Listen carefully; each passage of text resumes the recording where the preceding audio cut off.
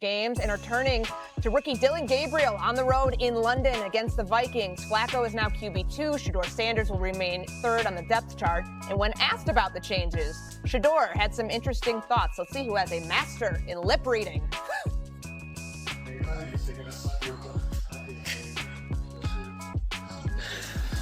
Vocally, anything to say? I guess what do you think you have to show to the coaches just to have that belief in you that you can be ready? What can you say? Our girl, Mina Kimes, joining us now here on First Take. Mina, what was your reaction to Shedeur Sanders pantomiming the answers to the questions he was asked yesterday?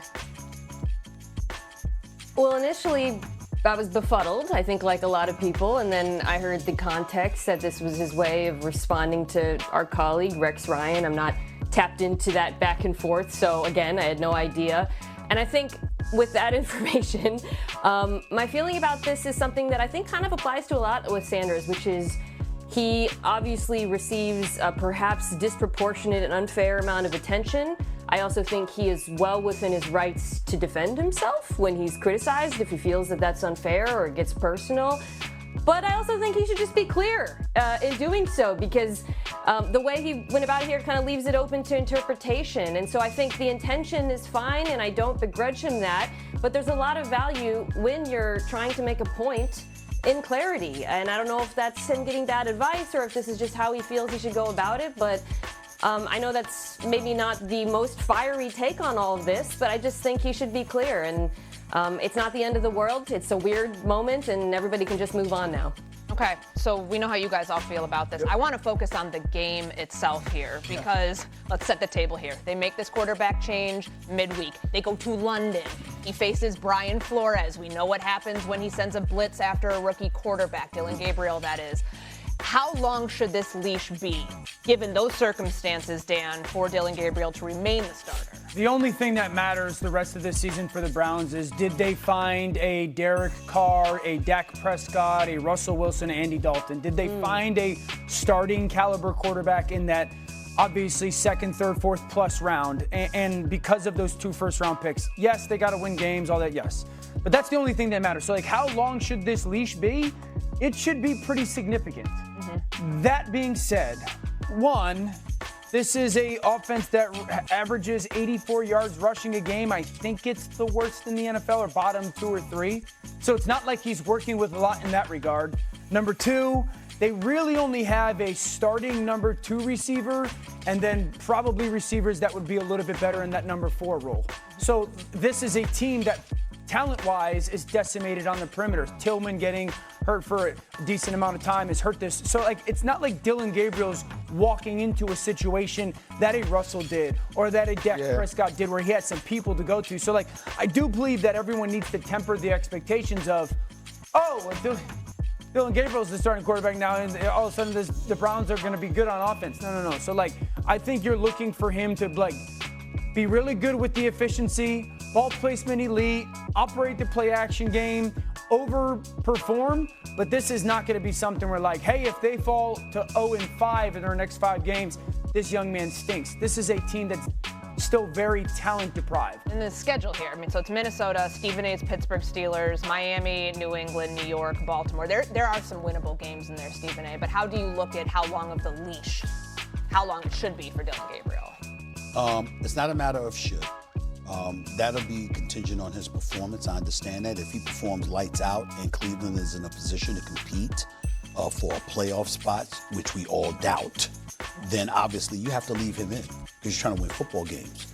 But if the season is a wash and it's clear, let's say by week 12, week 13, that you are not going to be in a position to compete for a playoff spot, then you're going to have an audience out there clamoring to see Shedeur Sanders. You're going to have an audience out there. Now, why does that matter? We say it's about winning football games, and it's absolutely true. That's first, that's paramount. After that, let's not ignore the significance of PR. Let's not ignore the significance of business. He might be a QB3. He's the most popular QB3 in the National Football League. Okay? He's more popular than Dylan Gabriel or Joe Flacco when it comes to jersey sales and things of that nature. You have an audience in Cleveland who is clamoring to see him now. What are they going to be thinking about when week 12, week 13 arrives and it's clear that Cleveland ain't in the playoff picture?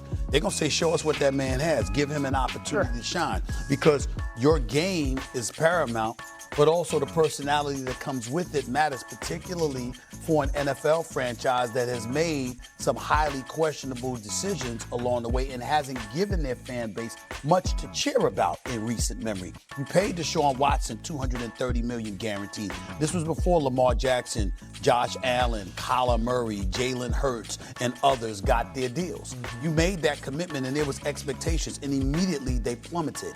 You had a guy in Myles Garrett that is an all-world, the best defensive player on the planet. This brother's a monster. He asked to be traded before you turned around and gave him about $40 million a year. So he was talking about, what did he say at the time? I just want to compete for a championship. I want to be in a position where we're relevant, that we got a chance, okay?